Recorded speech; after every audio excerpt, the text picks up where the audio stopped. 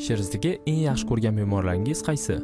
O'zi eng yaxshi ko'rgan deyish noto'g'ri, eng ko'p hurmat qiladigan bemorlarni desam to'g'ri bo'ladi. Bular o'ziga emas, ota-onasiga implant qo'ydirishga keladigan bemorlar, ya'ni farzandlar. Ota-onasiga implant qo'ydirishga keladigan farzandlar ko'pincha eng tez bitadigan implantni va keyingi etapdagi koronka uchun ham chiroyli va mustahkamrog'ini tanlashadi. O'zimizda konsultatsiya etapida ham bitta holat bo'lgan. Bemorni farzandi olib kelgan, ya'ni otasini. Konsultatsiya etapida otasi qatnashgan va oxirida hisob-kitob vaziyatida otasini konsultatsiya xonasidan chiqarib turgan va aytgan: "Otam uchun eng yaxshisini qo'yib bering.